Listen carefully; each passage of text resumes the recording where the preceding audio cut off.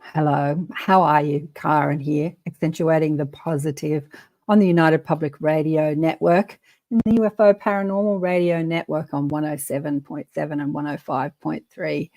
What happens between life and death, or indeed what happens when we do exit the matrix? And how does all this work in a hospital setting when people are coming and going, they're being born, they're leaving? Today, we're going to speak to Dr. Jeff O'Driscoll, who was an emergency physician who saw all this from his mediumship abilities. It's going to be a fascinating show. Stay tuned. Here we go. Where's the intro? There we go. You got to accentuate the positive. I feel good. A little bit of feel good goes a long way. You're listening to Karen Swain, teacher of deliberate creation, accentuating the positive, showing you a way to a better life. Accentuating the positive, it's not just fad, it's sanity. Who in their right mind would accentuate anything else? If you feel like that's what you want to do. G'day, Karen here, accentuating the positive. And I'd like to introduce you to the wonderful Dr. Jeff O'Driscoll. Welcome to the show, Jeff. Dr. Jeff. Oh, it's great to be with you again, Karen. Thanks for having me. So Jeff and I had a conversation on the show about 5 years ago, and I re-listened to it last night. God, the time flies. It seems like yesterday. It seems like a couple of years ago, but it was in 2019. I feel like 2020 was yesterday, and here we are getting towards the end of 2024. Time is flying when you're having fun. But a lot has happened since we last chatted.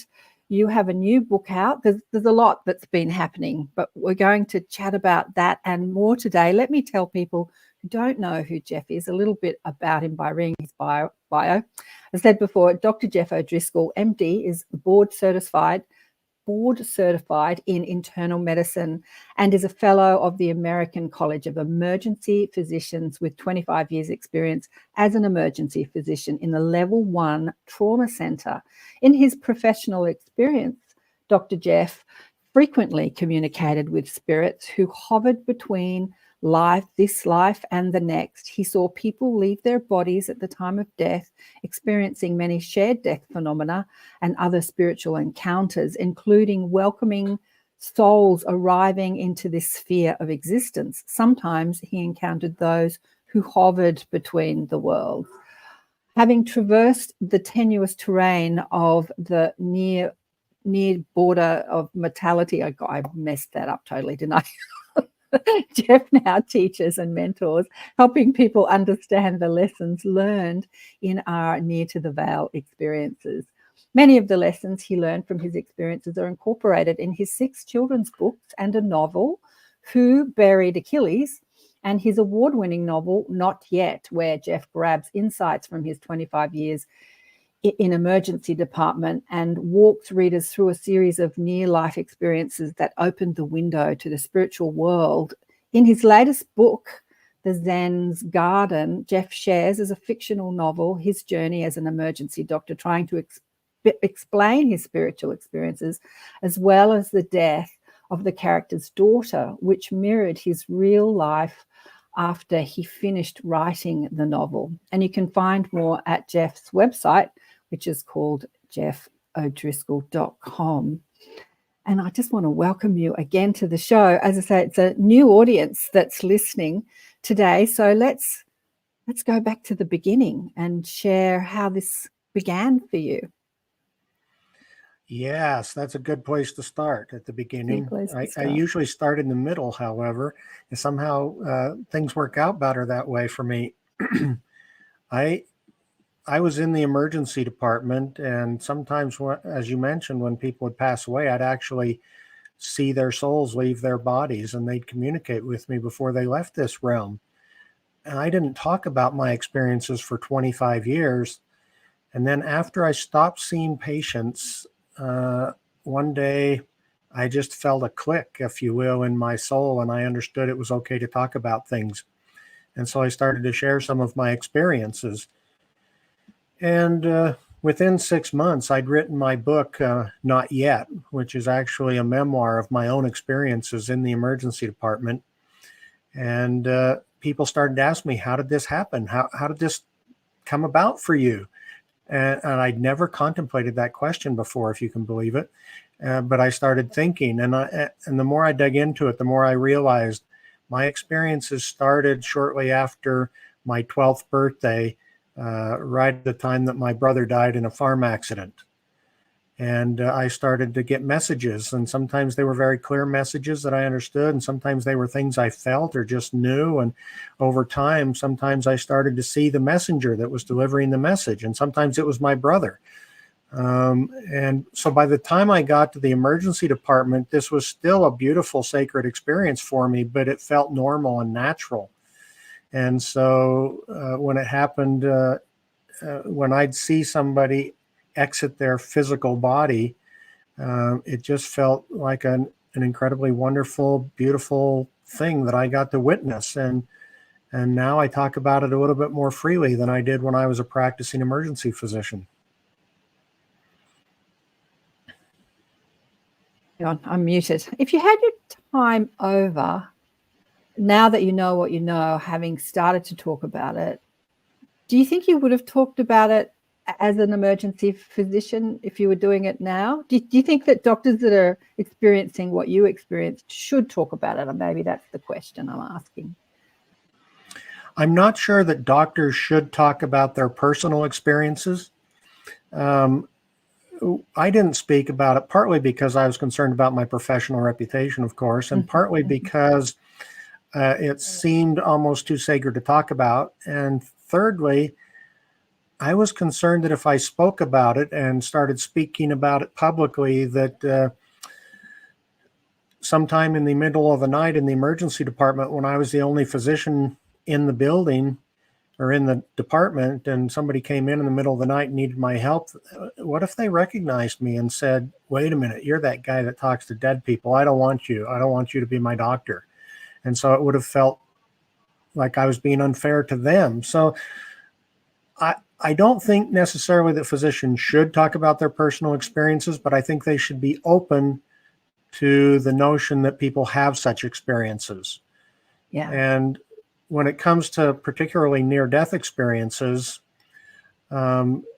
studies have shown that those experiencers want to talk with somebody that's authoritative and has some insight into medicine. They really want to talk with their doctor about it. And those doctors generally do not want to talk about it for various reasons. Yep. And what I'd like to do, if I could, is wave a wand and tell doctors, you don't have to believe in it. You don't have to accept it. All you need to do is have enough respect for your patient to say something like, that kind of experience is more common than you might realize, and let me connect you with someone who can help you process it. Yeah. Yeah, well said. Well, you didn't tell people, but a couple of the nurses that you worked with knew. They knew what you were experiencing, and you did discuss it with them, right? Yeah, there was one nurse that knew. And only one. And she had profound experiences of her own, and she shared them with me one day. And in the process, she persuaded me to share some of my experiences with her. And so this was the one person in the department that knew that I had these experiences. And on one occasion, she came and grabbed me by the arm and all but drugged me down to the trauma room to see a patient there. Not because I was the only doctor around. There was another doctor taking care of the patient. There was a team of people in there taking care of the patient. But she drugged me down to the trauma room because his wife, who died at the scene of the accident in the car crash, was there in the trauma room with him. And she had experienced that presence and took me down there to experience it together. And so, yeah, she and I shared some of these experiences, but she's chosen not to talk about it publicly. She wishes to remain anonymous at this point. Wow, that's so interesting. That's so interesting. Last night I was watching a Netflix thing called Another Self. It's a Turkish production about an emergency. Talk about synchronicity. I didn't pick it because I was speaking to you today. I picked it because I thought it looked good. And then I realized the synchronicity between this. She was a doctor, a surgeon, but she was actually looking into energy medicine. And a couple of her patients went to have these experiences, and the hospital fired her because they just couldn't, you know, like, you got to pick one. You got to pick allopathic or this. You can't do both. And there was, it was interesting. It's interesting that. Okay, so I'd love to hear. Well, let me say one thing, Karen, on that regard of that comment you just brought up. That person in the trauma room, that the nurse and I witnessed the presence of his wife in the trauma room, his name was Jeff Olson, and he's spoken publicly about his experiences. He and I have now been good friends for decades. When he was in the hospital trying to recover from the horrible injuries he got in that accident, he had a nurse come into his room one day and shut the door, and she kind of almost in a whispered tone said to him, "You can't tell anybody I'm doing this, but if you'd like it, I can give you Reiki treatments while you're here." And she proceeded to do some energy work on him. There are now very reputable hospitals in the United States that have some, what's the word I'm trying to think of? They offer a more comprehensive, collaborative approach to medicine, and they welcome energy healers in some hospitals for patients that wish to avail themselves of that. Wow. I didn't know that about Jeff Olson's story. Because I want you to share Jeff Olson's story, because it's amazing, then the bond that has happened between the two of you. Because in this arena, in the afterlife conversation, his story is one of the more known ones. And but I'll just tell you a little story. When I was a young masseuse, I was massaging a woman one day who shared with me that her son had been in an accident, a motorbike accident, and he was very sick in hospital, and that's why she was in Sydney. And could I go and massage him in hospital? And I said, yeah. And so I went into the hospital, and this kid, he was about 6'2". He was like 35 kilos. So maybe double that and then some per pound. But he was a skeleton in a bed, and he'd had sepsis. He'd got sepsis. And I'm like, what was she thinking that she wanted me to massage her child? But I think what she was thinking was she understood I was an energy healer. So I did I did some energy. I did some stuff on him. And then I went back to see him a week later, and all the nurses ran up to me and they said, "What did you do to him? What did you do to him?" And I just said, I didn't know what to say. I just said, I just did some Reiki. Because after our session, I actually asked him to choose life or death. That's what I did to him. I said, "You're here. You got to choose if you want to stay or go," because he was dying and he chose to live. And within hours of me leaving the hospital, he started eating and he had a complete change. But I don't know if it was so much my energy, but asking him to make a choice. And but that inspired a lot of nurses to study Reiki that day, to look at something different, energy. But so anyway, I'd love you to share Jeff's story. But first, let's talk about some of the other experiences that you had while you were in the hospital. What are some of the memorable experiences as a emergency physician? One of the most striking experiences I had started when I arrived at the emergency department. I was at a computer station logging in to start my shift when I became aware of the presence of an essence over my shoulder. And I'd had enough experiences by then. I intuitively knew that it was the essence or soul of the person around the corner in the resuscitation bay that they were trying to restore a heartbeat. She was an elderly woman, and she was intubated. They were doing chest compressions. She was unconscious, and yet here she was over my shoulder asking me for help. So I stopped what I was doing. I walked around the corner into the room. I was in scrubs and a white coat. Nobody paid any attention to me. I think I was the department chair at the time, and it wasn't uncommon for another physician to come into a resuscitation room like that. And so nobody bothered to even look at me. There was a doctor in there taking care of everything, running the code. Everybody was doing their jobs. There was one vacant space near the gurney down by this woman's leg. And I walked over and I just gently rested my hand on her leg, because I had learned by then that touch was very important. And as I touched her leg, she asked me if she could leave. She asked me silently, mind you, telepathically, if you will, because she was unconscious and she had a tube in her throat. She couldn't speak. And I remember thinking, why would you ask me that question? That's such a profound question. Why would you think I have the answer to your journey? But even as I thought that, the words came to me from some eternal place, and I silently responded back to her, if you think it's time to go, and you think that's the right thing to do, then I think it's okay. And the moment I thought that, she rose up out of her body and she stood in the air above the gurney. She had this perfect, vital, brilliant appearance, as if she were still in the form of a physical being, but in the prime of her existence, like half the age of the body she'd just come out of. And she just filled the room with light and love. But nobody else was aware of it except me. I looked around.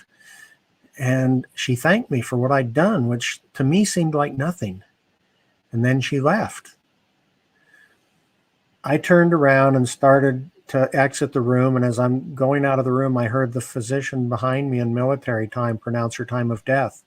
And I thought, yeah, I know. I saw her leave. And then I walked out to my computer and logged on. And that's how my day began. Wow. They are always grateful. Wow. That's amazing.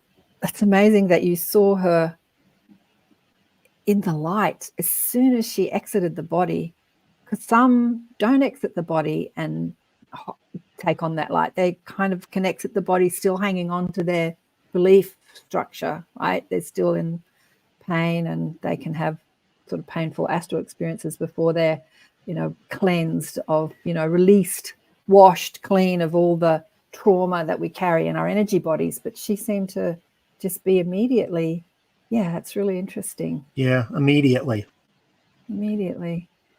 In fact, it was almost as if she wasn't being cleansed or made whole or anything like that.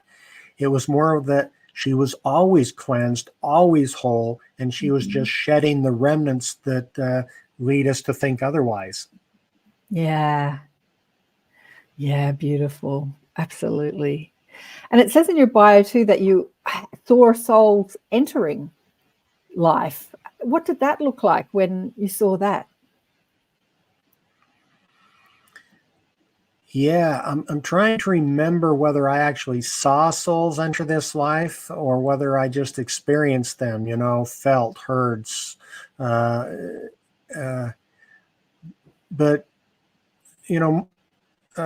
mortals have this notion that birth is joyous and death is grievous, and birth comes first and death comes later. And I've come to understand that actually birth and death are the same thing. They're just opposite sides of the same coin. And we tend to think birth comes first, but it doesn't. Birth and death always come together, and death always precedes birth, because death is what puts you in the position to be reborn. And we only see the rejoicing side of birth. But there are souls on the other side of a veil who are weeping and comforting one another and reassuring and saying, it's okay. We love them. We'll see them again. We won't be separated for long. And there's this reassuring going on. Well, you take that situation and you flip it 180 degrees, and we see exactly the opposite at death. Now we're on the other side of that veil. We're comforting each other, promising one another we'll be together again. And there's people on the other side of that veil that are rejoicing and welcoming that soul back into eternity. And the death, the separation from our spiritual nature, is what enabled us to be born into the physical life. And at the end of this life, it's our physical death that enables us to be reborn spiritually, if you will. Death is a glorious, beautiful spiritual thing, but it's really hard to see that aspect of it sometimes, especially if we're caught up in grief. Yeah, absolutely. Years ago, I asked my guides what caused the most pain on planet Earth, and they said to me, your understanding of death causes the most suffering. What causes the most suffering on Earth? They said, your understanding of death causes the most suffering. And it really does. But here's the thing. We turn on our screens, our Netflix and television shows, and all we see is death. Everyone's killing each other and chasing each other and ripping each other off. It's like we're obsessed with watching it and yet we're so upset about it when it happens. It's such a strange thing here on Earth, don't you think, Jeff? Oh, he froze for a second. Yes, I've experienced death very personally in a couple of ways in the last 15 months. Last April, my father's health took a turn for the worse, and I went and cared for him for the last 6 weeks of his life in his home. And when he passed, it was sad, of course, but it was also brilliant and wonderful because he'd had a full life. And I knew he was going to be reunited with his firstborn son that he hadn't seen in more than 50 years, and his father that he hadn't seen in 55 years. And there was something special and wonderful about his passing. 1 week after his funeral, my 32-year-old daughter was diagnosed with advanced lung cancer. Beautiful, vibrant, health-conscious woman with no risk factors for cancer of any kind. Loving wife, mother of 2 brilliant, beautiful little kids. She just reached the pinnacle of her career as a neonatal flight nurse, and she loved flying around in a helicopter and picking up children and bringing them back to the medical center. And 6 months later, she was gone. And it just felt so different to watch somebody that was in the prime of their life with so much to live for die. It's hard. And yet I don't have any concern or worry about where she is or what she's doing or her well-being. None of that. I just miss her. That's all. I just wish I could hug her and kiss her and tell her I love her and hear her say the same thing and just watch her be a wife and a mother. And death can be hard. It's really challenging. Even if you have an eternal perspective, there's still that pain of being separate for a time. Yeah, that's a hard one. That's a really hard one. In your book, The Zen Garden, you had written a novel about an emergency physician who was trying to explain his spiritual experiences, and the character of the book, before your daughter died, lost his daughter. How did that happen, Jeff? Oh, I think my soul must have known something because, yeah, the book Not Yet is an actual memoir of my experiences. Zen's Garden is a fictional account. It's a novel.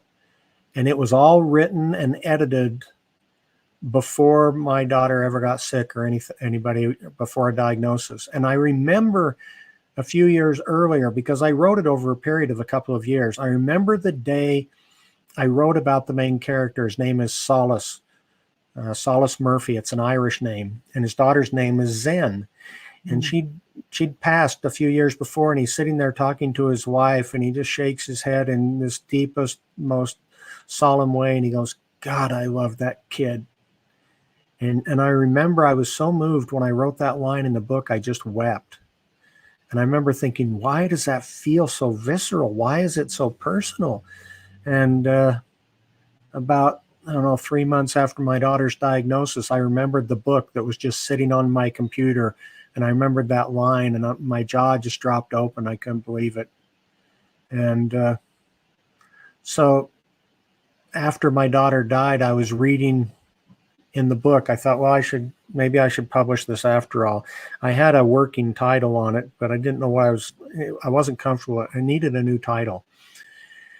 And I remember thinking, what am I going to call it? And I heard my daughter's voice say, Zen's Garden. And it just struck me. I thought, oh, of course, that's the perfect title. It's not about what Solace is learning. It's about what Zen is cultivating in her father. And I put that title on it and published it. Oh, beautiful. Just beautiful. Have you had much communication with her since she exited the Matrix? About 6 or 8 weeks after she passed, it was a beautiful morning. I think it was a Sunday morning. I was laying on my bed. I was all alone. My wife was someplace else in the house. The sun was streaming through the windows. And I looked over at the doorway, the entrance to the bedroom, and Rachel just walked in, just so bright and matter-of-factly, like it was any normal day. And she just walked in. And during the last months of her life, because of her big tumor, she had a very high metabolic rate. And so she was always hot, and she always had her hair up in a bun to try and get cool. And when she walked into my room, her hair, beautiful auburn hair down over her shoulders, like it reminded me of the day she got married before we went to the venue and she had her hair done up. That's the way she looked. And she just had this signature smile, just amazing. And we stood there, or she stood there. I was laying on my bed for a few moments. And finally, I asked her, I said, "Do you have a message for me?" And she answered back silently. And she said, "I love you, Dad. I'll always love you." And then she was gone. So yeah, I've had a few beautiful, meaningful encounters with her since she passed. Oh, amazing. You say you wish you could hug her. A friend of mine who's also on this network, the United Public Radio Network and the UFO Paranormal Radio Network, Preston Dennett, and his partner Dolly, have the ability to have full remembrance of their experiences at night, their astral experiences at night. So when they fall asleep at night and wake up in their astral body, they're usually in their home. And Preston says to me that there's usually a couple of, like some confused souls wandering around the house.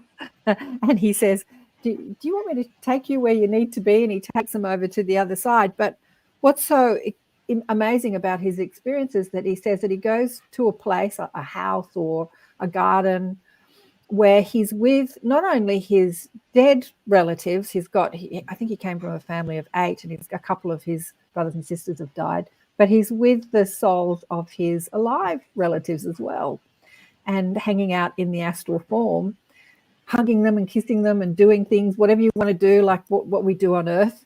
And he's spoken to them, the people that are still alive. They're like, you're not in your body at the moment. And they go, yeah, of course we know that. And looked at him sort of stupid. Of course we understand that.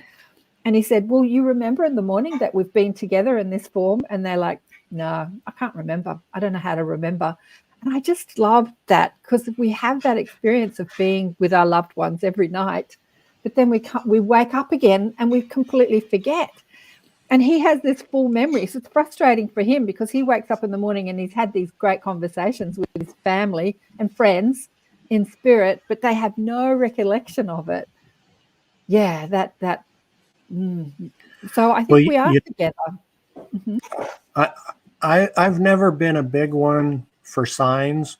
I know a lot of people receive a lot of signs, and I'm not opposed to them or anything like that. It wasn't something that really resonated with me a lot. And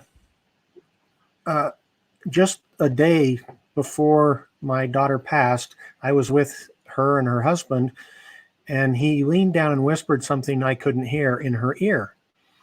And I didn't think much of it. And then the next day, she passed away. Wow. And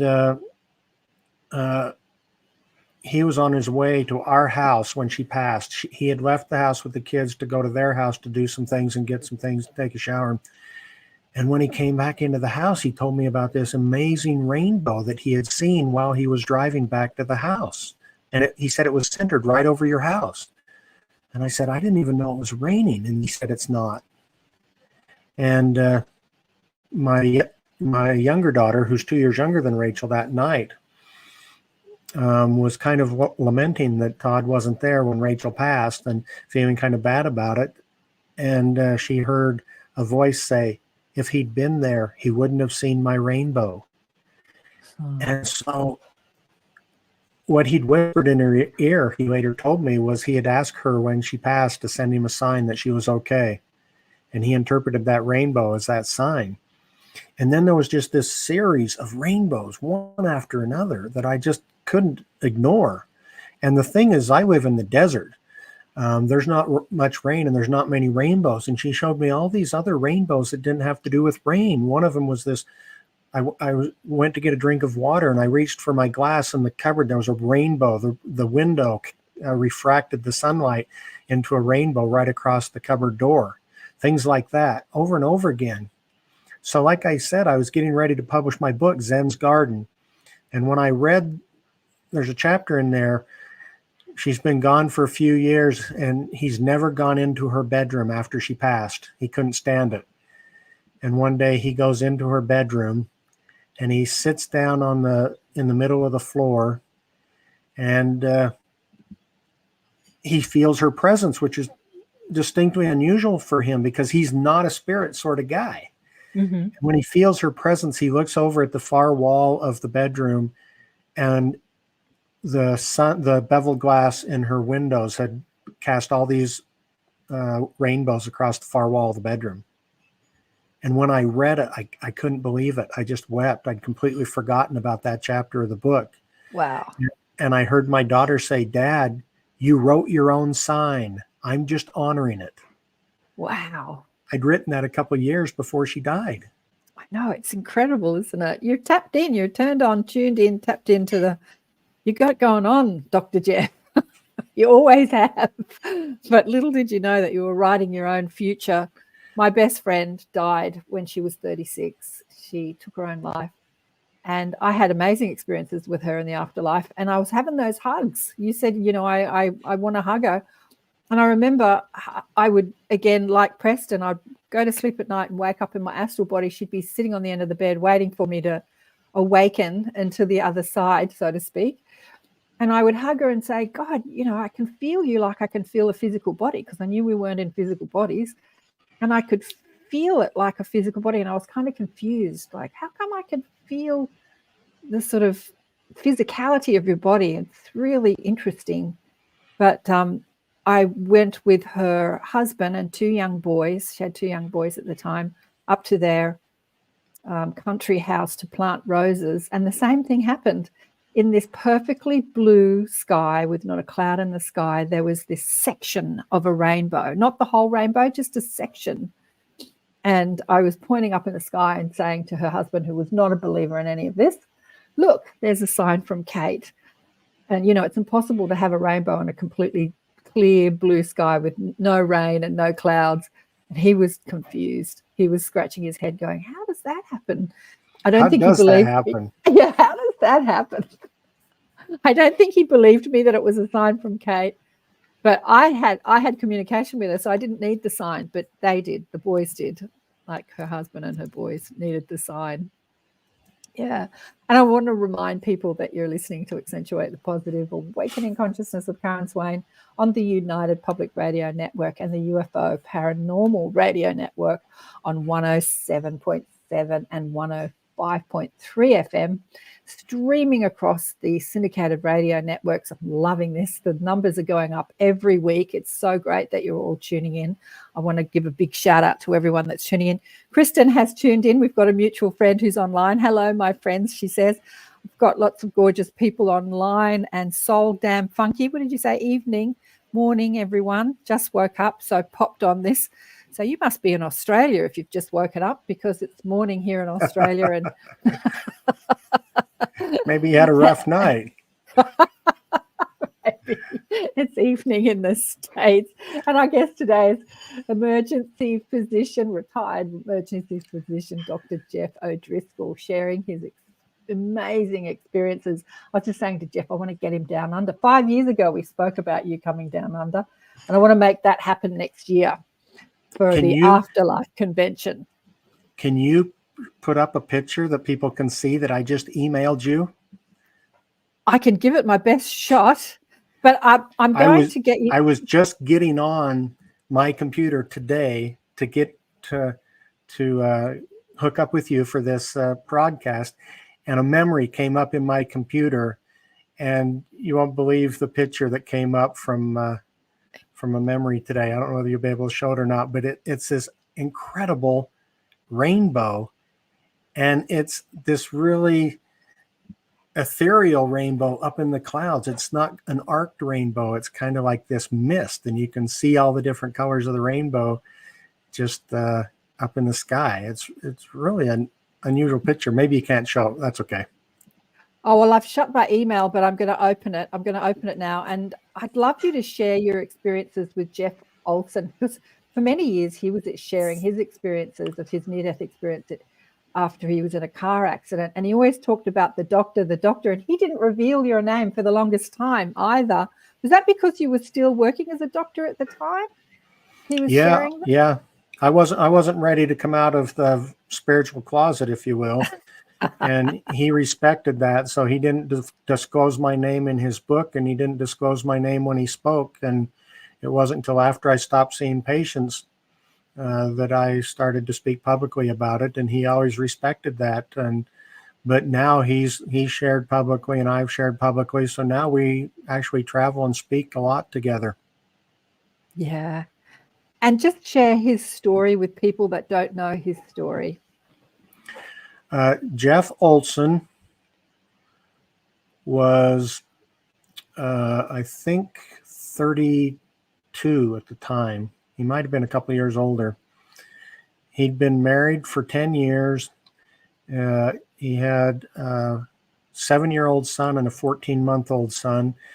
And he was involved in a horrible single-car rollover accident that immediately took the life of his wife and his 14-month-old son.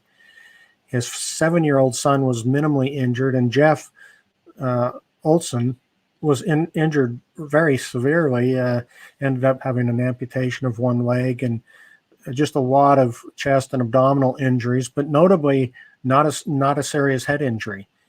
And this nurse that drugged me into the trauma room that night when he was unconscious on the gurney, a month later drugged me up to his hospital room and insisted that we share with him our experience of seeing and communicating with his deceased wife in the trauma room.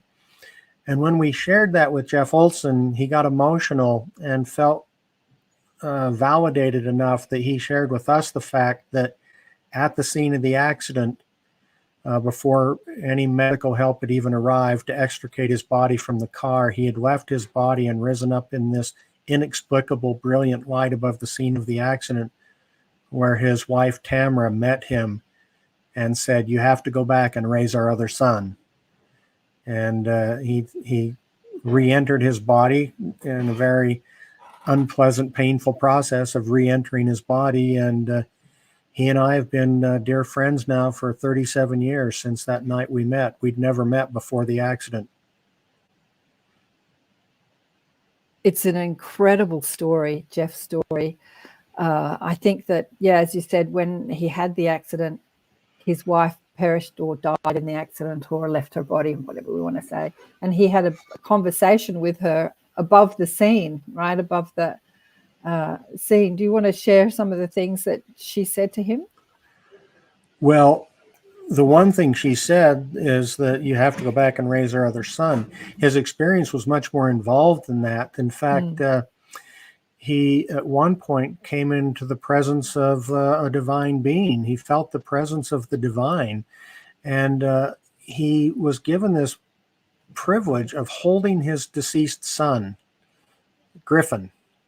And like the experience you described earlier, he talked about how incredibly visceral and physical it felt, even though he was acutely aware that he was not in his physical form having the experience. But he could smell his son, his 14-month-old son. He said he could feel the weight of his body, and he could feel the warmth of his breast or his breath against his chest. And he said it was very physical. And as he was having that experience, he felt a divine being approach from behind and wrap his arms around Jeff and Griffin. And Jeff was in the midst of condemning himself for the things he thought he'd done wrong in life. There were things that he thought were sins, if you will, and he wondered if he could be forgiven. And this divine being spoke to him and said, "There's nothing to forgive. Everything is in divine order. We don't look at things that way here." And as far as I can recall, the only question Jeff was asked in that very detailed, lengthy experience was, "To what degree did you learn to love?" So, yeah, a wonderful, powerful experience. His book, Knowing, is well worth getting and reading. That's the title of it, Knowing. And his name's Jeff Olsen, Olsen. If you Google, you'll find many YouTube videos and interviews and podcasts and things where he's shared his story. And you said, I'm the doctor. And you're the doctor. I know. And now you travel together, sharing your experiences. Because is that the story of the nurse bringing you to the emergency room and you seeing?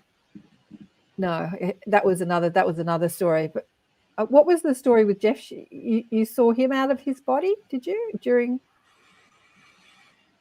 I haven't seen Jeff out of his body. Seeing him in his body is terrible enough. But when he was, when he came in, when they brought him into the hospital after the accident, he was unconscious. He didn't have a head injury, but he was unconscious from medication when he rolled into our trauma room. And so we didn't speak that day. I walked over and looked down at him, and I think I checked the pulse in his leg. And I remember thinking or saying out loud, "Oh, he's going to lose the leg." I knew that. Mm-hmm. And at that moment, looking down at him, I could still see Tamara standing in the air behind me because I could see in all directions at the same time. Right. And it was as if it was like time slowed down and everybody else was doing their jobs. But for me, everything was moving slowly, and the sound, everything got quiet, like a television program with the sound turned off. And the only thing that existed was my communication with Tamara, his wife. And she expressed her profound gratitude for the care that her husband was receiving. Right. That's it. And how long did it take you to tell Jeff that you had experienced that after he had his operations and everything? I think it was 3 or 4 weeks after that trauma experience. He'd been in the hospital for a period of time. He'd had multiple surgeries, including the amputation of a leg. Mm-hmm. And that nurse came and grabbed me by the arm. She said, "We have to go tell him what we experienced." And I said, "No, we don't. We don't have to tell anybody anything." She was insistent. And so I didn't really want to go, but she drugged me up to his hospital room and proceeded to share with him the experience that she and I had in the trauma room. And that's when he told me about the near-death experience he had at the scene of the accident. Wow. Yeah, gives me shivers. And you too, you've done a lot of speaking engagements together, and I think you were sharing before we went live that you did a cruise with him not so long ago that Kristen went on. Yes, it was in 2020, just before COVID hit. We did a 10-day cruise, went out of the port of Miami, stopped in Aruba, Bonaire, Curacao, and we had about 60 people cruising with us. And the cruise ship gave us a conference room, carte blanche on the conference room. We could use it whenever we wanted for anything we wanted. So we'd have sessions and we'd gather. Most of the people that went with us had lost a loved one, and most of them brought pictures of their loved one, and all the pictures were up in the front of the room on a shelf. And I was in the room all by myself before we were going to start a session one evening. I went down there, Jeff went down there, and he was in the room first, and he came out and he said, "You have to go in and experience it. You have to go in there." So I did, all by myself. I sat in the middle of the room and I saw all those pictures of those beautiful people in frames at the front of the room. And I felt their presence. And I asked him, I said, "What do you want me to say? What's the message?" And they said in unison, "Tell them we are one." Oh. And in fact, it was right after that cruise, Jeff and I were going to jump on a plane, and we had a speaking engagement set up at St. James in London.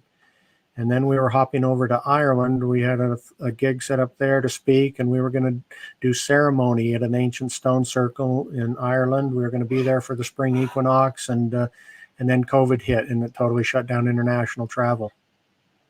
Yeah. Have you done many other speaking engagements since then, Jeff? By yourself or with Jeff Olsen? I've done a handful. We actually did those 2 speaking engagements via Zoom, but it's not the same. It wasn't near as many people. It wasn't really the same kind of energy speaking over Zoom, but we did them. And I've done a number of speaking engagements via Zoom, and now we're meeting again in person and doing some small things. I pretty much cleared my calendar. I do individual intuitive mentoring with people, and I have clients in a dozen countries around the world. But when my daughter got sick, when my father got sick, I just kind of cleared my calendar for about a year. I didn't do hardly any one-on-one stuff, and I didn't do any speaking engagements. And I'm just really starting to step back into it now. Rachel passed in November, so it hasn't even been a year yet.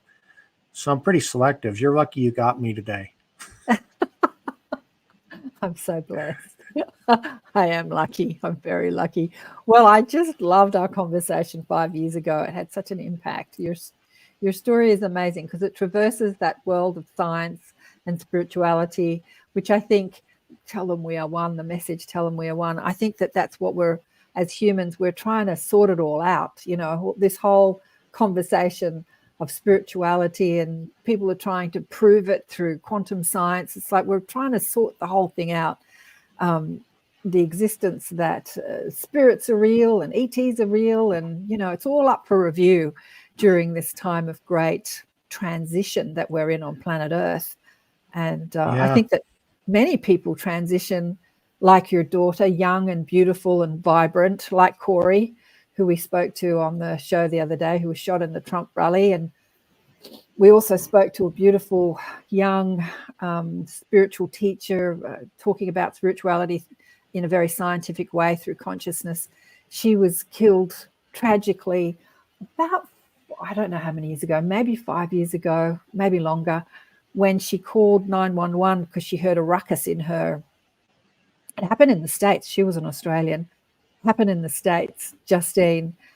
She heard a ruckus and she called 911, and the police, she came out to meet the police, and a policeman accidentally shot her and she died. And it seems like tragic, like, why does this tragedy happen? It doesn't make sense. But when you speak to them in spirit, it actually makes a lot of sense. She was telling us what she was doing over there and how she was inspiring people from spirit. And yeah, there's a big team. Well, my daughter, for 8 years was a newborn ICU nurse while she was right out of school, nursing school, gaining experience enough to become a flight nurse. And she had profound experiences in the newborn ICU. And somebody just was telling me just the other day how it seemed so unfair that she was gone. And I said, well, it doesn't seem unfair to me, because if it wasn't happening to our family, it'd be happening to somebody else's family. That's not how I feel. I just miss her a lot, but I don't feel that it's unfair.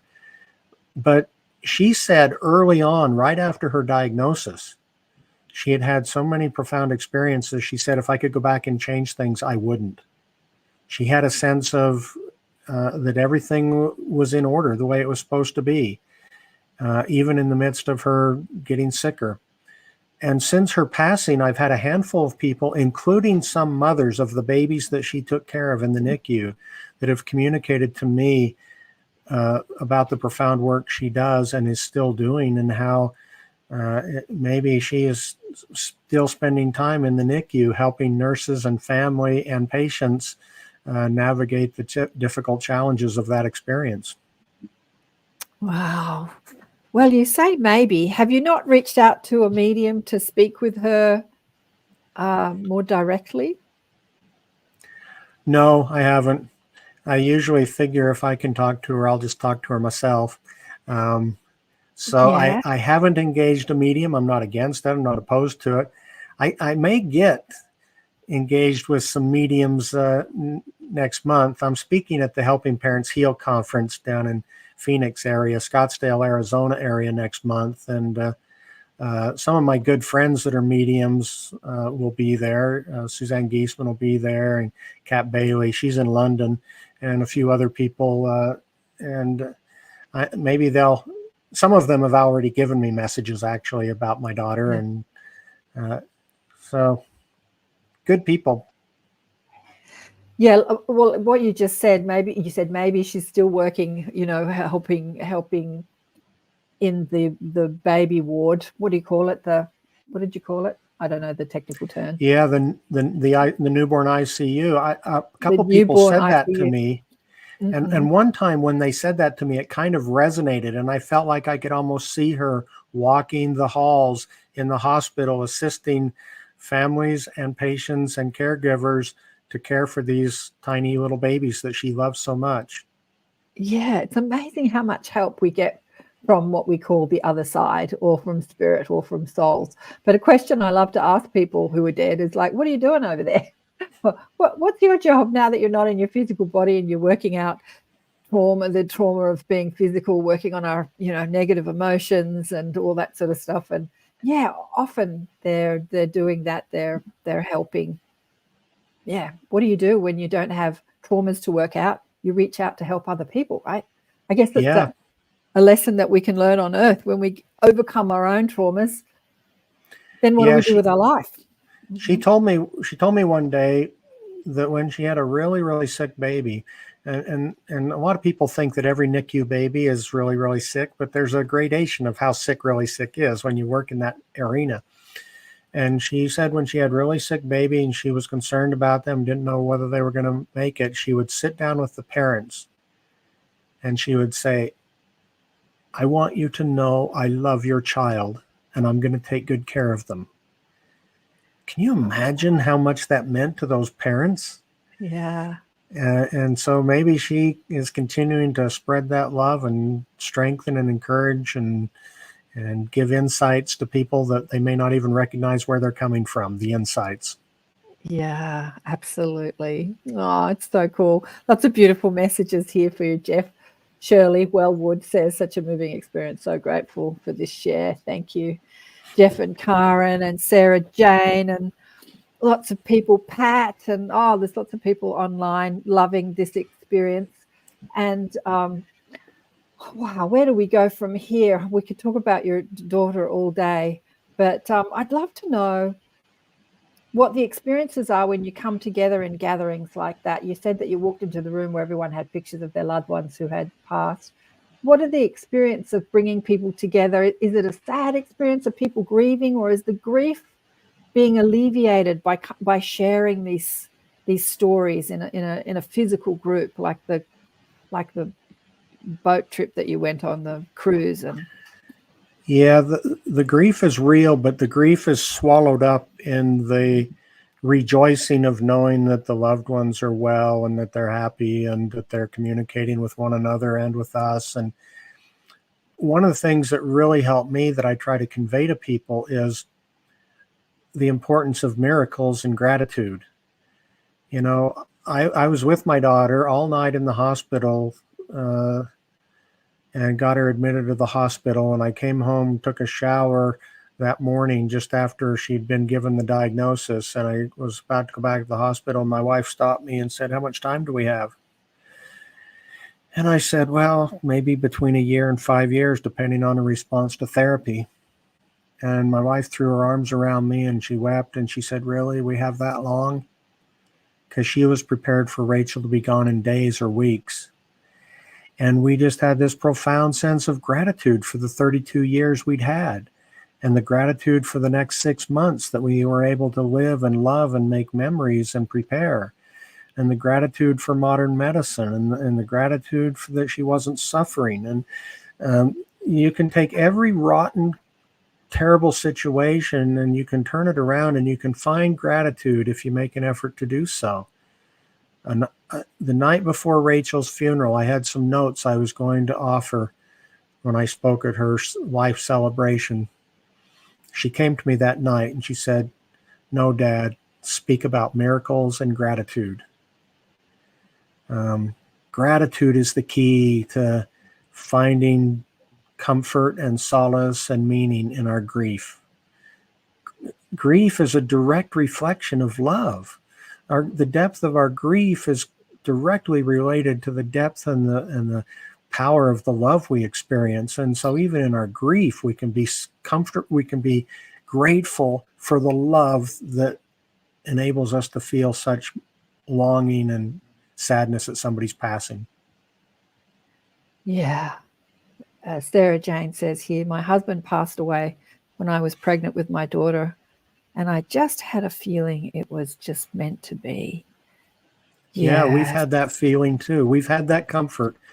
We hate that she's gone, but we had the comfort of knowing that the timing was right. And that when Rachel was 16, she sought out a spiritual man that she trusted, and she asked him to bless her. And he laid hands on her and he gave her a blessing, and it was recorded and written down. I have a copy of it. And in the blessing, he tells her that she would live, she would have health and strength and live to fulfill the measure of her creation. Wow. So even though she left earlier than we'd like, we all feel that she filled the measure of her creation and that the timing was right. And now she's doing something else. Yeah, now she's busy doing something else. What are you doing over there? You coming back? Yeah, I think that we get confused as humans. We think that this is our real reality, but this is just an experience our soul is having, and our real reality is over there. And this is the holiday. This is like you coming out to Australia next year. This is a short period of time where we get to experience planet Earth. Yeah. Oh, Shirley says, yeah, beautiful. Oh, Sarah Jane. Yeah, there's lots of love online today. I had a friend of mine who's a meditation teacher on last week, Tom Cronin, and he, during a time where my daughter was going through some emotional turmoil, I sent her to him to learn to meditate because I wanted her to find the answers within rather than have some healer or doctor fix her problems, like psychiatrist or something, because she wouldn't listen to mum. And during the last meditation retreat she did with Tom, she had the experience of speaking to her dead stepmother who died of 49 of bowel cancer. And her name was Elise, people called her Alice, but her name was Elise, which is the German pronunciation. During the funeral, I found out that her mother had died of bowel cancer at 49, and she died of bowel cancer at 49. And people were saying, oh, it's very hereditary. Oh, it's very hereditary. And I was infuriated because my mother died of cancer at 50, and I didn't die of cancer at 50. Her death inspired my seeking. Like, why do people get sick? Why are people so unhappy? What happens when you die? Inspired all that in me.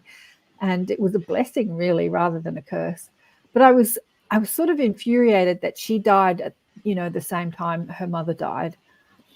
It didn't have to happen. It didn't have to happen. I was in this, after the funeral, I was shutting the curtains in my house, and she came to me. And just like you experience when you speak with spirit in the OR, Jeff, or in the hospital, this peace descended on me, like this absolute beautiful experience descended on me and wiped away all my frustration. Like this, she didn't need to die. She could have healed. She didn't need to die. And she came to me and she said, Karen, nothing has gone wrong here. Everything is as it's meant to be. That was her message. And I just fell into this peace and thought, yeah, I've got to get away from this wasn't supposed to happen, the resistance of the death, because she was such a lovely, beautiful person, and you don't want to see them leave this time. And during my daughter's meditation retreat, she came to my daughter and told her she'd been her spirit guide and she'd helped save her life, and she was teaching her all these profound messages from spirit. And there's so much reason for death that we sometimes fail to see because we're grieving so much. Yes, that's a message I often teach, is that death is a profoundly beautiful spiritual thing if we can just somehow see it around the grief. But the grief keeps us from really seeing it much of the time. Yeah. Pat, see, I had the incredible privilege as an emergency physician to witness death many, many times. Yeah, I bet. Most physicians are not in attendance when their patient passes. I was there often, sometimes as often as once or twice a week. I'd experience it. And I think one of the reasons I had so many profoundly spiritual experiences in the emergency department was simply the fact that I was around people as the veil was opening. Mm-hmm. So to give you an analogy of of birth and death and the veil and stuff. Imagine yourself, you're in a room. It's a big room. It's kind of not really brightly lit. It's not dark, but it's not really brightly lit. And there's people milling around. And on the left side, well, on both sides of the room, there's these heavy, dark curtains. And every once in a while, on the right side of the room, a curtain is drawn back and this brilliant, beautiful light floods into the room, and a soul comes into the room, and the curtain slams shut again. That's birth. And every once in a while, on the left-hand side of the room, somebody draws the curtain back and a soul exits, and that's death. And if you're there close to the veil or the curtain, and you see that beautiful, brilliant, bright light, and you gaze through the opening, you might see somebody you know before it closes again. That's birth and death, if you will. And so my wife, while she was in labor with Rachel, had an experience, and she looked up at me and she goes, "I don't think I want to do this again." And I said, "Well, that's fine. We don't have to do it again." And she said that she heard a voice at that instant saying, "No, there's one more." And she didn't tell me about the voice until years later, but 2 years after that, Rebecca was born. And I was talking with 3 nursing friends of mine about that experience one day, and they've all known me since I was a medical student. They've known me my whole career. And all 3 of them had a similar experience associated with pregnancy and childbirth. One of them had a almost identical experience. One of them had an experience where she held her son for the first time and heard a voice say, "This is your only one." And she was devastated because she was a young mother and she was looking forward to a large family. But 6 or 8 weeks later, her husband died in an industrial accident, and then it made sense. And I remember asking Source after that lunch with those 3 nurses, I said, why do women have these profound experiences, particularly associated with pregnancy and childbirth? And the voice said, "The womb is an open veil." And I had never thought of it that way before. Of course, the womb is the veil through which every soul on earth enters this realm. And when that veil is drawn back and somebody moves through, you're right in the nexus of that connection between physical and spiritual. And that, I think that's why so many women have these profound experiences, often associated with childbirth. And the same thing happens at death. The veil opens. Yeah. And you've had many shared death experiences during that. Do you want to share some more of what you experienced during people's transitioning? I remember one time going into a room, and somebody had been injured in a severe car accident out of state. And when I entered the room, there was another injured person from the same car accident in the room and some family members surrounding them. And I was aware of the presence of the person who had died at the scene of the crash in the out of state. And I received express, clear instructions: don't tell the family that I'm here. And I, to this day, don't have an idea as to why that circumstance was so different than the circumstance I had with Jeff Olson. But you have to be connected. You have to listen to spirit and follow direction. And I didn't say anything to anybody, despite the powerful experience I had. There must be so many, what do you call them? I don't want to call them ghosts. We really don't have the language for this. Disembodied spirits wandering the halls of hospital. Didn't Jeff Olson, when he was in a coma or being operated, wasn't he wandering his astral form, wandering the halls of the hospital while his body was being? Yes, he did. When he was out of his body, having his near-death experience, he wandered the halls of the hospital. And the thing that was really striking and powerful about it was, as he encountered these souls, as he passed by them, he had this empathetic understanding of who they were, and he felt their feelings, and he understood their thoughts and their emotions, and he had this profound connection to each one of them as he walked past them. And then he came to this body that was laying on a gurney, and he was struck by the fact that he wasn't feeling anything from this particular being. And as he drew closer, he realized it was his body and that he had to get back into it. But yeah, he wandered the hospital and he experienced people's presence in a profound, empathetic way in the first person. Wow. That's what they were talking about when they say we are one. Like when we're not experiencing that experience of separation. That's what I think grief is a profound experience of what we call the veil, where we experience the pain of separation. Because in truth, we are one energy. We are one. We come from the same source. We all know exactly how each other feels. We're just one. But here on earth, we experience separation, and then we experience it most when someone dies, and we have that experience of loss we call grief, and that's that feeling of separation. But dead people don't have that, right? They just know we're all connected, whether you're dead or alive. And some people are really troubled by that notion of becoming one. That notion of a big collective consciousness is really disturbing to some people. But Bruce Grayson has been studying near-death experiences for 50 years. He's a psychiatrist, retired now, emeritus, I think, from University of Virginia, and he wrote a book. It's called Always.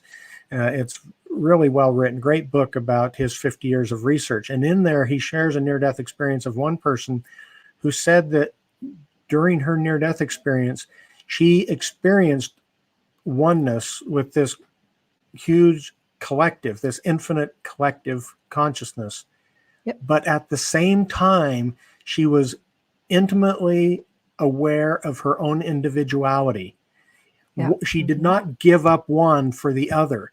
And unlike the way we tend to think in Western Aristotelian logic, that it has to be one or the other, but it can't be both.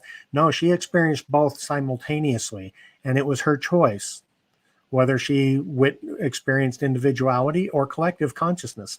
And so I don't think people should be afraid of that, because everything depends on your choice, and you're not going to be forced to do something you hate.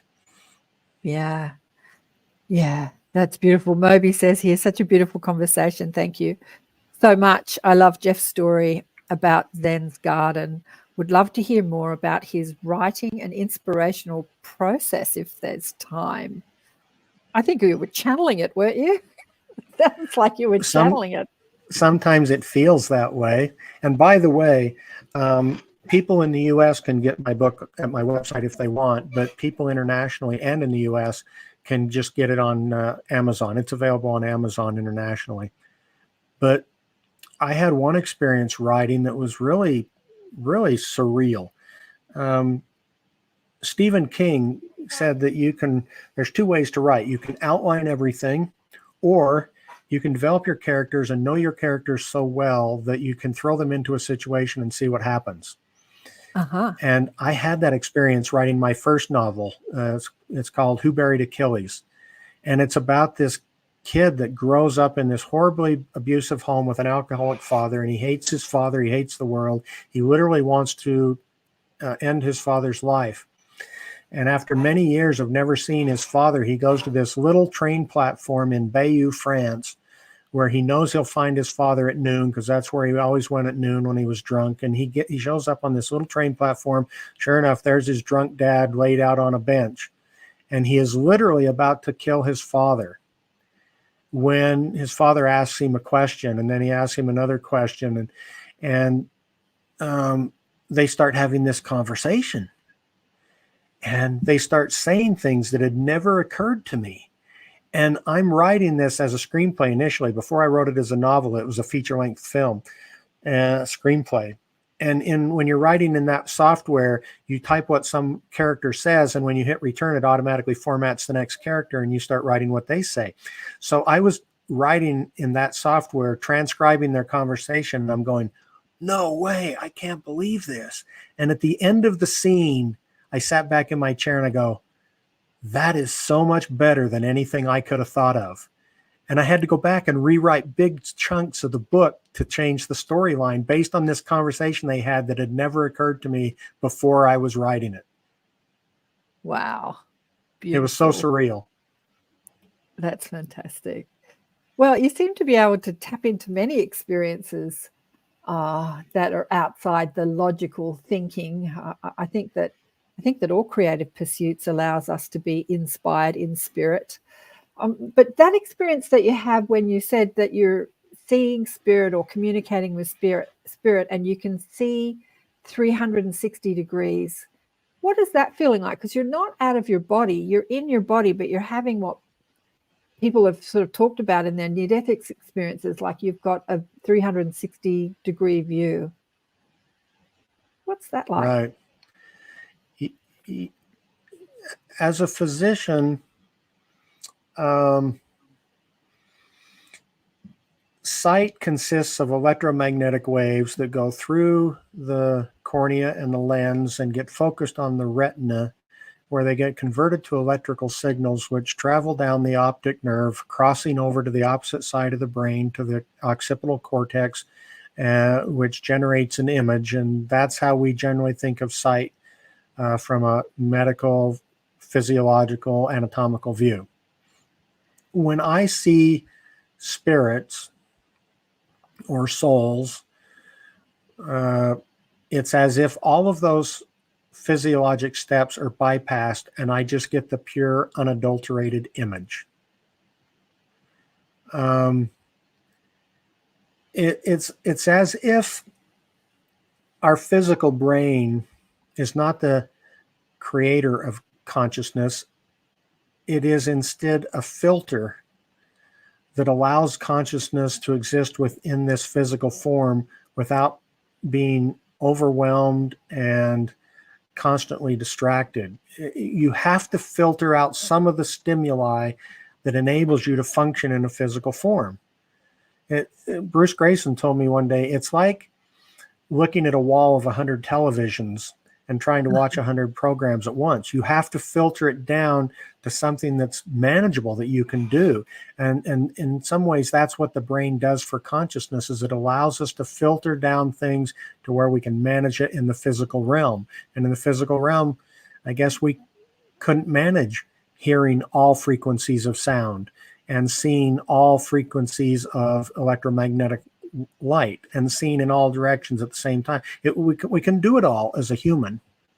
So there's a filter. And I think sometimes that filter is drawn back a bit and we get a bigger idea of what's really going on. Yeah, absolutely. And I remember hearing or reading in the Seth books that psychedelic drugs unblock the blockocytes that are filtering out and they give you more access to more information through your physical brain. That's what psychedelic plant medicine and LSD do. It unblocks the blockocytes. Yeah, right. Go on. Yes, they're disinhibitors. They disinhibit your brain from all those constraints, and they're having wonderful results. They're doing some trials at Johns Hopkins with low dose psychedelics with people, particularly people that are in end stages of life and troubled with excessive anxiety and stuff, and it's really helping them. And some people are seeing really remarkable benefit from microdosing of ketamine for depression and some other psychiatric challenges. So yeah, I hope that research continues to progress. And being psychic's much the same too. When you open I remember the first conversation we had 5 years ago, I had said to you that you're a psychic and you're a medium, and you'd said to me, I hadn't actually ever thought about myself like that, because you'd called your experiences spiritual. I'm having these spiritual experiences, which I thought was really cute. It's like all mediumship was spiritual experiences to you, but that's exactly what mediumship is, that you have more access, more awareness of what's going on around us in more subtle realms or subtler energy. You're aware of subtler energy. And sometimes there's so many people wanting to speak to you all at once. Those filters that you talk about. Yeah. Hang on. Can we just filter out a few of you? They're all like wanting to talk to you at once. You're not the first medium who said things like that to me, by the way. I remember I was talking with a very prominent, very accomplished, very talented medium once, and I said, sometimes I think I might have some medium type talents. Was that Suzanne? She just kind of Was it- smiled and shook her head, she just, yeah. Lovely. Was that Suzanne? Oh, Suzanne. yeah, it was. Yeah. Yeah. Suzanne Giesman. Yeah. Yeah. Yeah. But I thought it was really cute that you'd called them spiritual experiences rather than mediumship or psychic experiences. I thought that was really cute. Yeah, you hadn't. Well, sort of you work thought with the about it. vocabulary you have. Yeah, exactly. Exactly. But yeah, there's just so much information that wants to be given to us if we're available to it. And also when I was listening last night, I was listening to our conversation in 2019, you were saying that, it does take a specific brainwave to have access to broader awareness or more awareness.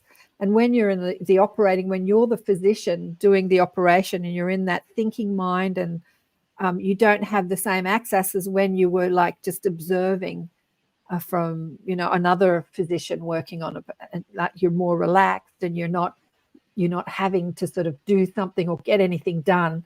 You can just be the observer, and that's when your spiritual experience were more prominent for you. Yes.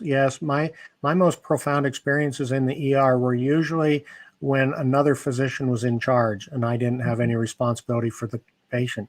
If I am in charge of a trauma patient, they roll in and I'm intubating them and putting in chest tubes and giving orders to the physicians or to the nurses for medications and such things. And I'm so fully immersed in the physical and the scientific that you're too distracted sometimes to have some extrasensory experience.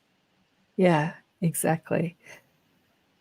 Which is a good metaphor for life, by the way, because I've found with my clients around the world that most people have profoundly spiritual experiences and a deep connection to source, but they're so distracted by life they sometimes just don't notice it. Exactly. I think everyone, when you say most people, I think everyone does. Everyone is being, there's all these, like we talk about why people die, and they're helping us, they're helping the ones still incarnated in physical life experiences. We've got so much help. We've got these huge spiritual teams inspiring us, and we're so distracted most of the time. No, we just don't recognize it. Okay, so we've got about 10 minutes to go or so. There's a question here. How do you avoid negative spirits? I'd love to hear your perspective on this, Dr. Jeff. As a general rule, I'll give you my short answer. As a general rule, I never worry about them. Right. I just face the light and walk toward it. And what's left at my back, I never worry about. I just walk away from. Now, some people can't do that simply. Some people are really troubled by spirits or souls or beings that are troublesome and sometimes dark or evil. People use all kinds of words to describe them. And there are some exercises you can do to help free yourself from that experience. But most of the time, I just turn and walk the other direction. I walk toward the light and don't spend my time with the darkness. Yeah. Well, from my perspective, it's all about vibrational resonance, like attracts like. So if you're in a place where you're vengeful or hateful or in regret or hold any sort of aggression towards someone, you're going to attract similar energies, both physical and non-physical. But if you're loving life and happy and you're a caring person and you're reaching out to be in service to others, you're also going to attract both physical and non-physical similar energies. Yeah. And my answer might be not very rewarding or fulfilling for the person that answered the question. So let me give you one example of something you can do. I had a friend who told me about her experience when she was 5 years old. She saw dark spirits, as I think she called them, and she was very troubled by it, but her mother couldn't see them and couldn't understand what she was talking about and wasn't very helpful in the process. And Her mother sought direction, prayed, meditated, whatever, tried to understand how to help her daughter. And one day she came into her daughter's bedroom, sat down on the bed with her 5-year-old daughter and said, "Can you see the dark spirits now?" And she said, "Yes, I can." And without being able to see or experience them herself, this mother followed the direction she received from source and gave instructions to her daughter. And she said, "I want you to bring your hands together in a cupping position." And she demonstrated as she was explaining it, and her daughter followed her example. She goes, "Now imagine that you have in your hands a ball of light. And imagine that the light is getting brighter and brighter and more powerful. Now I want you to take that ball of light and release it across the room toward the dark souls, which her daughter did, and they scattered. And I know that woman now as a full-grown adult, and she still exercises some version of that process to free herself from troublesome beings. Well, I've had her on the show because I know that story. Who is that? I've had her on the show. It's Debbie Straley. Yeah, Debbie. Yeah, Debbie. Yeah, I had Debbie on the show sharing that story. That's right. Yeah. It's a beautiful story. Yes, remember I was telling you about my friend who died at 36, committed suicide. She was the same. She was really psychic when she was young, and she used to see ghostly-like figures at the end of her bed, looking down on her bed, and it freaked her out. And you could call them dark or negative spirits, but maybe they're just, spirit guides that this young girl could perceive but didn't understand it, and so she sees them as ominous. And again, maybe they were disincarnate souls who have not crossed over, so to speak. They're still wandering the astral realms, the astral planes, and they're seeking help from a psychic. Like my friend was really psychic. It's a shame. I took her to see a medium when we were both really young, and the medium had said to her, "You can do what I can do." But she's like, "No, I'm not interested." She wasn't interested at all, but she was really psychic, and she didn't fulfill her soul's agenda to expand those abilities and use them to help others. So she fell into depression and she ended up killing herself. Amazing lesson for me that was. But yeah, they are attracted to people who have a brighter light here on earth, a more expanded perspective, and they think they're looking for some help, some answers. It's classic. I See Dead People. What was the name of that movie? M. Night. Sixth Sense. The Sixth Sense. The little boy it was a horror movie because he was attracting all these souls asking for help, but he saw them as negative spirits. So maybe. I don't know how to say your name. What's your real name? I've got your Rumble name here. Maybe if you do feel like there's negative spirits around you, they're just people asking for help. So help them. Yeah, that may be. Yeah. Now, what have we got left? We've got a few minutes left. Is there any message that you'd like to share with people before we go, Dr. Jeff?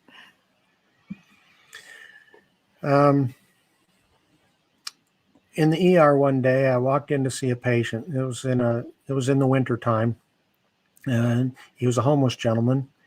He had holes in his shoes and holes in his socks. He had long, unkempt hair and a shaggy beard, and he struggled with substance use.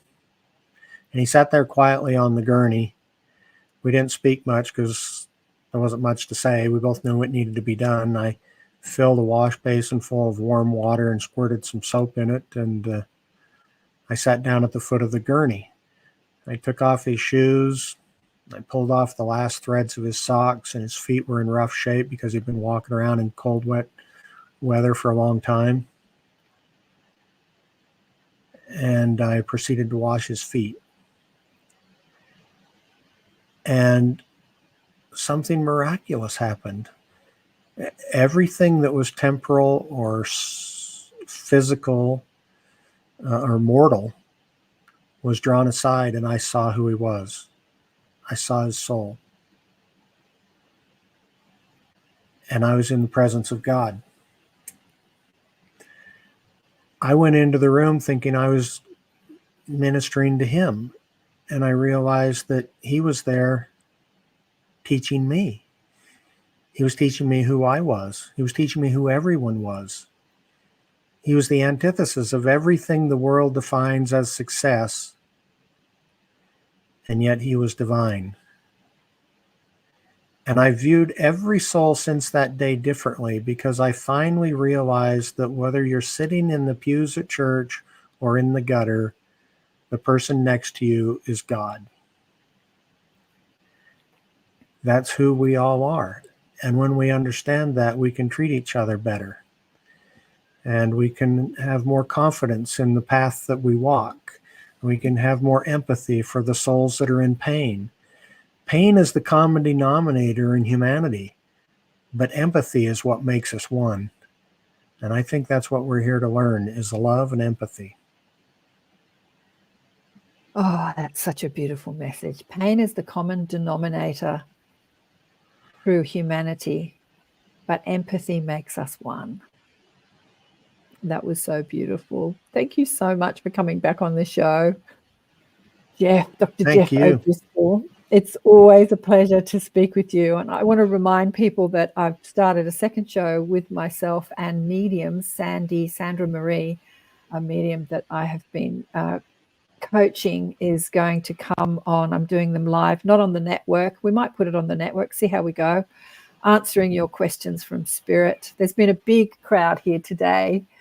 Lots, including your daughter, who's hung on to every word that you've said, and she's been commenting on it the whole way through. I didn't tell you to distract you.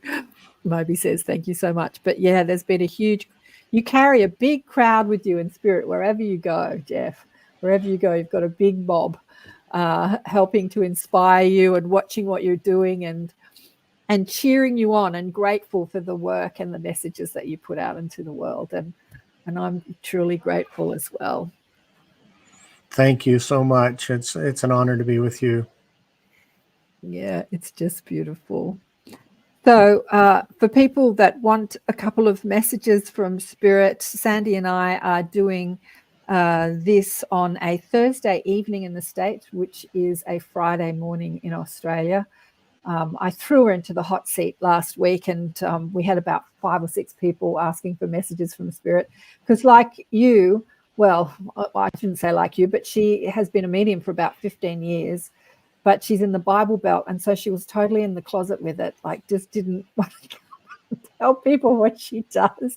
She has a full-time job, and she also runs a charity. She's an absolutely amazing, beautiful person. And she's been reading people for years, but when she met me, I'm like, right, I've got to get you out of the closet and get you out there. And she said, I've always wondered what I was going to be when I grew up, and now I know. But it took her a long time to really accept that this is who she is and why she's here. But it just gives so much comfort to people who have perceived that they've lost people they love to speak to them in spirit. I've wondered about the apprehension Christianity has toward communicating with the deceased, because Christ communicated with deceased people when he was on earth in a physical form. Oh, of course. And after he died, he came back and communicated with people from the dead. I mean, he demonstrated it from both perspectives, and yet Christians are so apprehensive about the whole notion that souls continue to exist after physical death and continue to communicate with loved ones and others before they're born and after their physical death. And yet it seems so clear in Christian scripture. I know. I think that's been a psyop by the church to control people. They don't want people to understand their power and to have that counsel from within themselves. They want to be the counsel. It's like, if I need guidance, I need to go to my minister, and he's going to speak to God and give me guidance. They don't want you to have that guidance within. Imagine how the world would be if everybody knew they have that same guidance. We'd run amok, wouldn't we? We'd run amok. I think it's the opposite, actually. We'd be a much more peaceful, loving human society if we all understood the innate connection that we have with infinite intelligence and pure love, pure positive energy. But we might all still be covered with muck. We might all still be covered with muck. After we run in it, right? Absolutely. So if you want to join those shows on a Thursday evening in the States, Friday morning, just send me an email. Go to karenswain.com and send me an email and say that you want to join. I can only get 5 or 6 people on the lives, but you can always answer your ask questions in the chat and we'll answer them. And also we speak to people that have been tragically killed and ask them why. And what are they doing on the other side? And what was the soul plan and the lesson and the karmic ramifications and all that? Got to go. Run out of time. Thank you again, Jeff. Big love to you. And thank you for everyone that's been tuning in. It's always such a blessing to be with you all. Bye for now. Where's the outro? There we go.